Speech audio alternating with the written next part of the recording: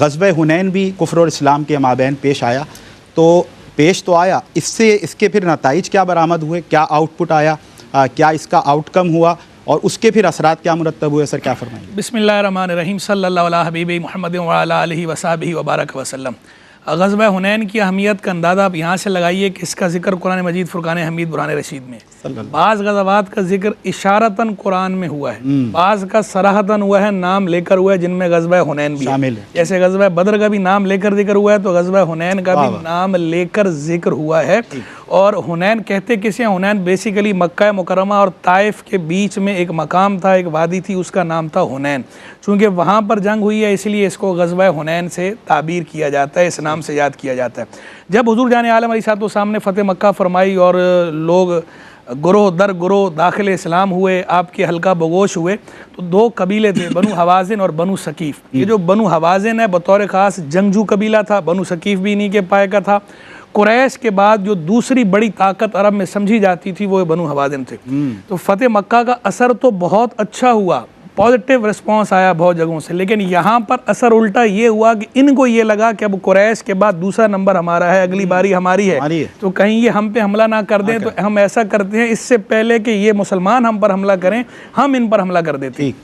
تو اس کے لیے انہوں نے بھرپور انداز میں تیاری شروع کی۔ حضور جان عالم صلی اللہ تعالی علیہ وآلہ وسلم کو جب پتہ چلا تو آپ نے حضرت عبداللہ بن ابی حضرت رضی اللہ عنہ کو بھیجا معلومات لینے کے لیے۔ وہ گئے، انہوں نے جب دیکھا کہ بھئی یہاں تو جو ان کا سپہ سالار ہے مالک بن عوف، اور وہ بڑا ہی جو ہے وہ جنگجو ہے اور فنون حرب و ضرب کا ماہر ہے اور پرانا آدمی ہے، تجربہ کار ہے، اور سب کو انہوں نے جمع کر لی۔ انہوں نے واپس آ کر اطلاع دی، سارا جو ماجرا تھا بتایا، حالات بتائے کہ کیسی تیاریاں ہیں، کہ وہ لوگ تو عورتوں اور بچوں اور یہاں تک کہ جانوروں کو بھی ساتھ لا رہے ہیں تاکہ کوئی سپاہی بھاگ نہ سکے میدان سے، کہ سارا ساز و سامان لے کر آ رہے ہیں، کہ وہ اتنی تیاری کے ساتھ ہیں۔ جب حضور جان عالم علیہ السلام نے یہ سنا تو آپ بھی پھر غزوے کے لیے، آپ جنگ کے لیے روانہ ہوئے، اور اس طرح روانہ ہوا کہ آپ کے ساتھ 12,000 کا لشکر تھا۔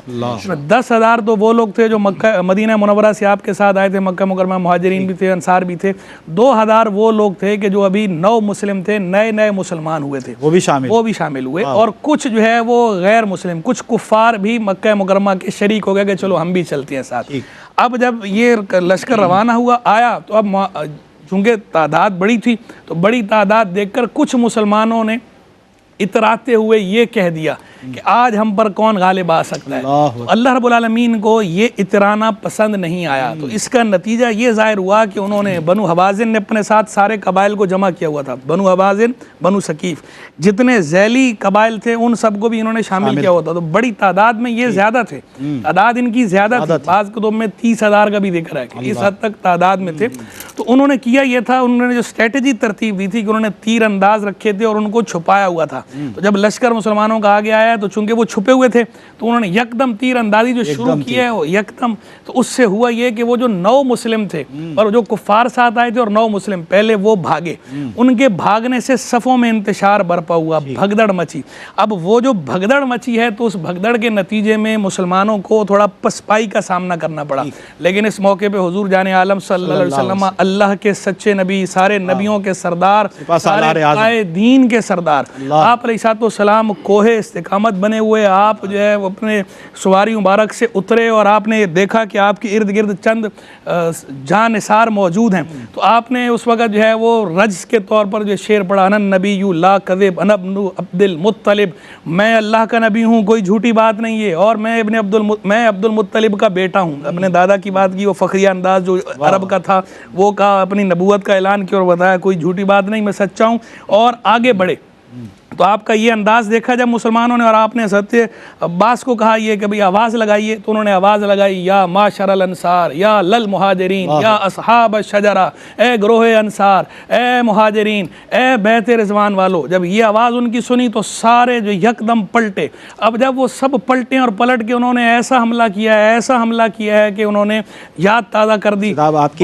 کی گفتگو سن کے جذبات کا یہ اس وقت عالم ہے، تو اس وقت کیا عالم؟ تو کیا بات ہے، وہ اللہ کے محبوب محبوب سامنے موجود، جہاں نثار سامنے جو ہے وہ اس کے اندر جو موجود ہیں مہاجرین انصار، وہ دنیا نے چشم فلک نے ان سے بڑھ کر نہ مجاہد دیکھے نہ ان سے بڑھ کر اچھے انسان دیکھے کہ اللہ کے نبی کے جیسا کوئی نہیں، نبیوں میں کوئی ان کے جیسا نہیں ہے، وہ سید الانبیاء والمرسلین ہیں، اور جو ان کے اصحاب ہیں پوری دنیا میں نہ کسی نبی کے اصحاب ایسے تھے نہ اور کوئی گروہ ایسا ہے، تو سب سے بہترین افراد کا جو گروہ جو وہ موجود وہاں پر چشم فلک وہ نظارہ دیکھ رہے، جو انہوں نے پھر داد شجاعت دی ہے اور مسلمانوں نے پھر اس کو فتح کر لیا، یوں جو ہے وہ جنگ مسلمان جیت گئے۔ تو میں آگے انشاءاللہ اس پہ گفتگو کرتا ہوں۔ ٹھیک ہے جی، مزید انشاءاللہ ان غزوات پر بات ہوگی، اس یقین کے ساتھ کہ آپ ہمارے ساتھ رہیں گے۔ آپ سے ہوتی ہے ملاقات ایک بریک کے بعد۔ جی ویلکم بیک ناظرین، بریک کے بعد آپ کا خیر مقدم۔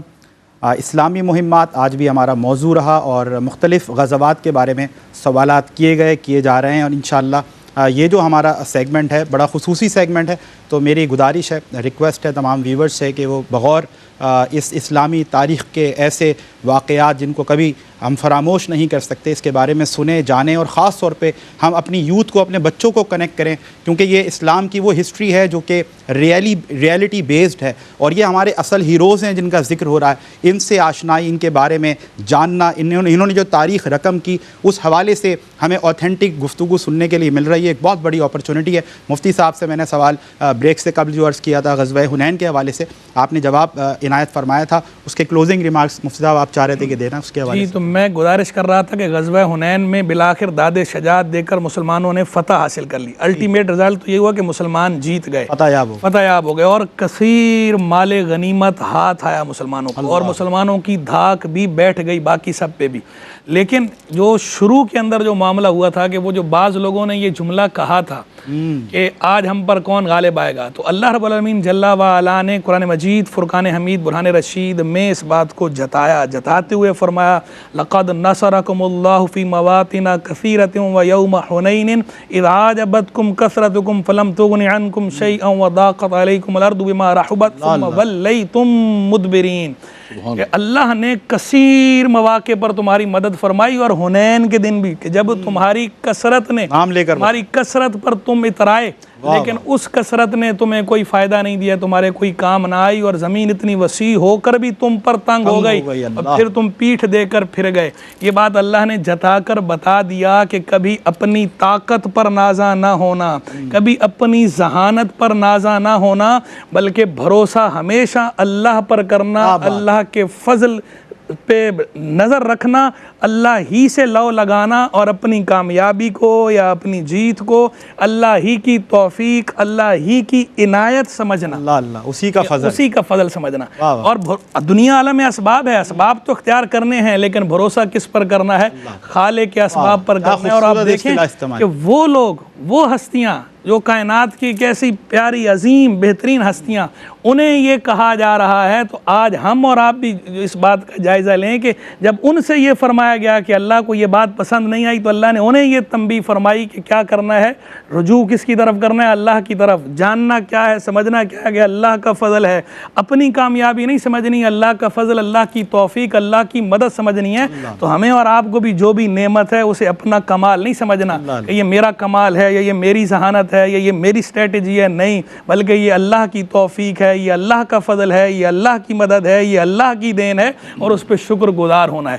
دوسرا پتہ اس سے یہ چلا کہ جب کچھ لوگ غلطی کر بیٹھتے ہیں کسی قوم کے اندر، تو وہ نتیجہ سب کو دیکھنا پڑتا ہے، صرف ان لوگوں تک محدود نہیں رہتا، نتائج سب بھگتتے ہیں۔ تو لہٰذا باہمی مشورے کے ساتھ اجتماعی انداز میں کام کرنا چاہیے۔ اور تیسرا پتہ چلا کہ قیادت کتنا میٹر کرتی ہے، قائد کیسا ہوتا ہے، موٹیویشن، وہ اللہ کے محبوب علیہ السلام، ان کی شان نبوت تو سبحان اللہ کیا بات ہے، ان کی شان قیادت بھی سبحان اللہ، کہ کیسے جری دلیر ہو کر کے جب دیکھا کہ صفوں میں انتشار ہو رہا ہے، پھر بھی وہ سفید کچر پہ بیٹھے آگے بڑھ رہے ہیں، رجز پڑھ رہے ہیں، انا نبی لا کذب، انا ابن عبد المطلب، میں عبد المطلب کا بیٹا ہوں، میں نبی ہوں، کوئی اس میں جھوٹی بات نہیں ہے۔ اور مسلمان سارے ان کے گرد پھر کیسے اکٹھے ہوئے ہیں، جان نثار سارے کیسے انہوں نے ہجوم کر کے جو حملہ کیا ہے جیت گئے۔ تو قیادت میٹر کرتی ہے. جب قائد خود آگے کھڑا ہوتا ہے, سب سے آگے ہوتا ہے, تو قوم بھی ساتھ جان دینے کے لیے تیار ہوتی ہے. ایسا نہیں کہ قائد خود گھر میں بیٹھا ہو, قائد خود ڈرائنگ روم میں بیٹھا اور لوگوں کو کہے کہ تم جا کے آگے بات کرو, تم مقابلہ کرو. ایسے نہیں چلتا. تو کامیابی یوں ہی حاصل ہوتی ہے کہ قائد جو ہے وہ فرنٹ لائن پر ہو. قائد فرنٹ لائن پر ہوگا تو پیچھے قوم بھی اس کے پیچھے یکجان ہوگی, اور جب یکجان ہوگی تو کامیابی قدم چومے گی. کامیابی قدم